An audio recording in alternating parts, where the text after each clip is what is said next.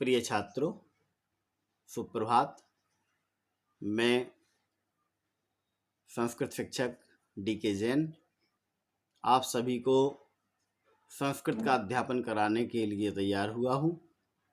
आप धातु रूपों को किस तरह से सरलता से याद कर सकते हैं, उसकी विधि मैं आपको यहाँ पर प्रस्तुत करूँगा। धन्यवाद। प्रिय छात्रों, देखें, मैं आपको यहाँ पर धातुओं से और क्रियाओं से परिचय कराने वाला हूँ। हम कैसे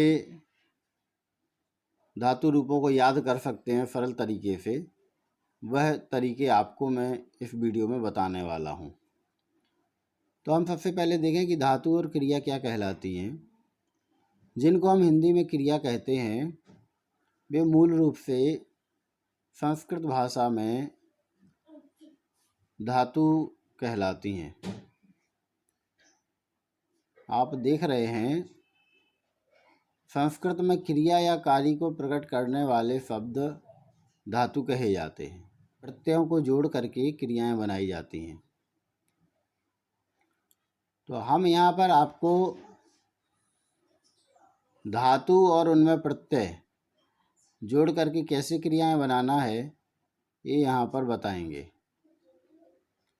तो क्रियाओं को प्रकट करने के लिए 3 काल होते हैं और संस्कृत में क्रिया की अवस्था को प्रकट करने के लिए 10 लकार हैं। यहाँ 10 लकारों के नाम दिए गए हैं।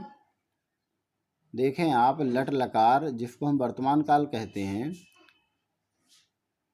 लिट लकार जिसको परोक्ष भूत कहते हैं, लिरिट लकार जिसको सामान्य भविष्यत कहते हैं, लुट लकार जिसको हम अनद्यतन भविष्यत काल कहते हैं, लेट लकार जो वेद में प्रयुक्त होता है, लोट लकार जो आज्ञार्थक कहलाता है, लंग लकार अनद्यतन भूत है,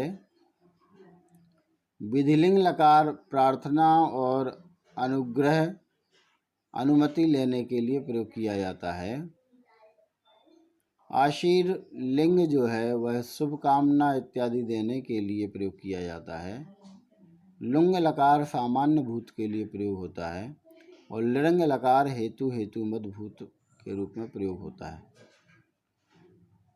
प्रिय छात्रों, इन 10 लकारों को आपको याद नहीं करना है, आपको केवल 5 लकार इनमें से पढ़ना है। लट लकार, लिरिट लकार, लोट लकार, लंग लकार और विधिलिंग लकार, ये 5 लकार आपको पढ़ने हैं। तो मैं यहाँ पर आपको लट लकार के प्रत्यय प्रस्तुत कर रहा हूँ। उन प्रत्ययों को आप देखें और उन प्रत्ययों के बाद आप 4 और अन्य लकारों के कैसे प्रत्यय बना सकते हैं, उसका सरल तरीका हम यहाँ पर प्रस्तुत कर रहे हैं। देखें, ये लट लकार वर्तमान काल के प्रत्यय यहाँ पर हमने दिए हैं। संस्कृत में 3 पुरुष और 3 वचनों में ये प्रत्यय यहाँ पर दिए हैं। प्रथम पुरुष में एक वचन में ती प्रत्यय लगता है, द्विवचन में ता प्रत्यय, बहुवचन में अंति। मध्यम पुरुष में एक वचन में सी प्रत्यय, द्विवचन में था प्रत्यय, बहुवचन में था प्रत्यय। उत्तम पुरुष के एक वचन में आमी, द्विवचन में आवा और बहुवचन में आमा। इस प्रकार से आप इन लट लकार के प्रत्ययों को याद करेंगे और बहुत सरल तरीका है आपको रूप याद करने का। तो आप मान लीजिए आपको पठ धातु के रूप बनाना है, तो पठ धातु आप ले लेते हैं। पठ धातु में ती आप लगाएंगे तो पठती रूप बनेगा, तह लगाएंगे तो पठतः रूप बनेगा, अंति लगाएंगे तो पठंती रूप बनेगा। पठ में सी लगाएंगे तो पठसी, था लगाएंगे पठथः और पठथ, पठामी, पठावह, पठामह। ये तो सामान्य रूप से आपने विगत कक्षाओं में पढ़े होंगे और याद भी किए होंगे। इसी प्रकार से आप अन्य धातुओं के रूप भी बना सकते हैं।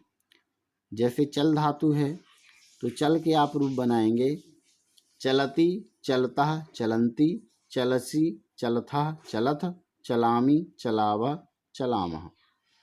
इसी प्रकार हंस के आपको रूप बनाना है तो आप हंस के बना सकते हैं इनको प्रत्ययों को लगा करके। इसी प्रकार से आपको धाव के बनाना है, आप धाव के बना सकते हैं।